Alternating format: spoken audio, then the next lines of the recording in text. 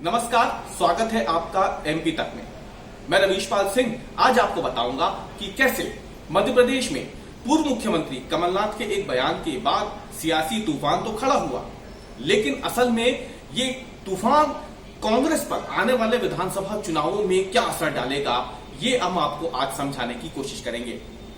आपको बताएं, कमलनाथ ने डबरा की एक सभा में कांग्रेस के जो प्रत्याशी हैं सुरेंद्र राजे, उनकी सभा में भाजपा की जो प्रत्याशी है डबरा से इमरती देवी, उनके लिए जिन शब्दों का इस्तेमाल किया था, उनके लिए जो बयान दिया था, उस पर आज दिन भर मध्य प्रदेश की राजनीति में भूचाल मचा रहा। भारतीय जनता पार्टी ने आज 2 घंटे का मौन व्रत रखा। मुख्यमंत्री शिवराज सिंह चौहान हो या फिर उनकी कैबिनेट के मंत्री हो या फिर ज्योतिरादित्य सिंधिया हो, हर किसी ने आज 2 घंटे का मौन व्रत रखा और पूरे दिन आज कांग्रेस बैकफुट पर रही, बीजेपी हमलावर रही।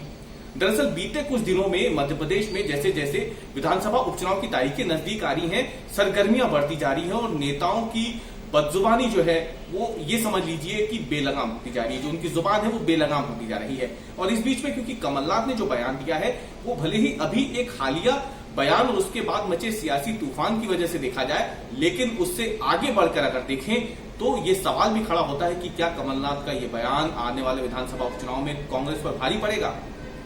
आखिर क्यों, इसके पीछे की वजह भी है, वो मैं आपको बताता हूं। दरअसल ये जो विधानसभा के उपचुनाव हो रहे हैं उनमें कुल 28 सीटें हैं। इन 28 में से 16 सीटें ऐसी हैं जिन पे दलित वोटर जो होता है वो उम्मीदवार की जीत और हार का फैसला करता है। इन 28 सीटों में से 16 सीटें ग्वालियर चंबल संभाग की है। ग्वालियर चंबल संभाग यानी ज्योतिरादित्य सिंधिया का गढ़ और उत्तर प्रदेश के आसपास का इलाका। यहां पर पहले से ही दलित वोटर जो है वो काफी निर्णायक भूमिका में रहा है।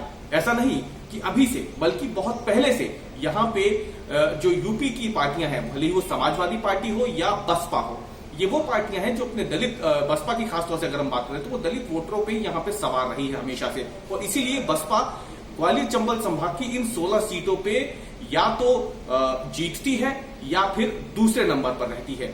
और अगर वो नहीं भी जीतती है तो कम से कम वो भाजपा और कांग्रेस का खेल जरूर बिगाड़ती है, उनके वोट प्रतिशत को काफी हद तक कम कर देती है। यानी इतना तो साफ है कि इन 16 सीटों पर दलित वोटर निर्णायक भूमिका में भी रहते हैं। वहीं इन 16 में से 9 सीटों की बात करें तो यहां पे दलित वोटर ही उम्मीदवार की जीत तय करते हैं।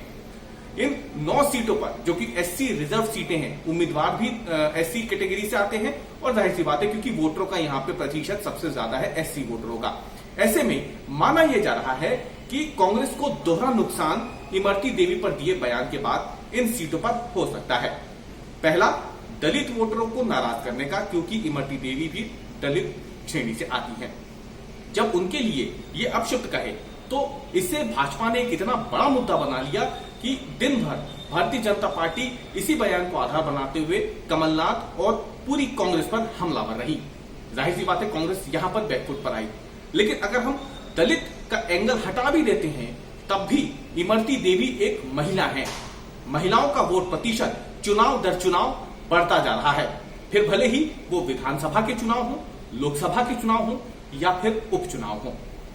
मध्य प्रदेश में जिन 28 सीटों पर उपचुनाव होने हैं उनमें करीब 40% वोटर महिलाएं हैं।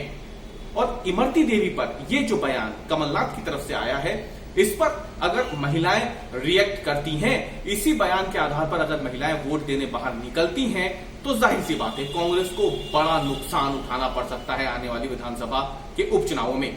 आपको बता दें कि कांग्रेस को इस उपचुनाव में कम से कम 21 सीटें जीतना बेहद जरूरी है, ताकि वो इन 21 सीटों को अगर जीतती है तो उसके बाद अन्य दलों या फिर निर्दलीय विधायकों के समर्थन से सरकार बना सके।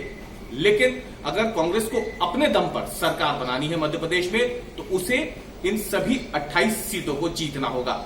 ऐसे में कांग्रेस के सामने करो या मरो की चुनौती तो है ही, लेकिन इस बयान के बाद माना जा रहा है कि कांग्रेस इन सीटों पर पिछड़ सकती है।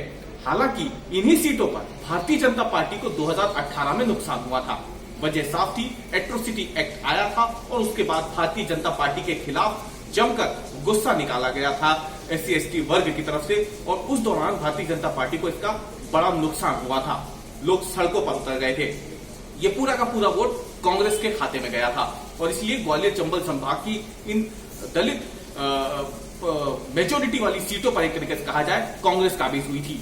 लेकिन ये जो बयान आया है इसने एक तरीके से आग में घी का काम किया है, भारतीय जनता पार्टी को एक संजीवनी दे दी है। और इसीलिए जिस तरीके से भारतीय जनता पार्टी ने इमरती देवी पर के ऊपर जो कमलनाथ ने बयान दिया था उसको मुद्दा बनाया है, उससे ये साफ हो जा रहा है कि भारतीय जनता पार्टी को जो नुकसान इन सीटों पर 2018 में उठाना पड़ा था उस नुकसान को कम करके वो अपनी विधायकों की संख्या आने वाले विधानसभा चुनावों में बढ़ा सके।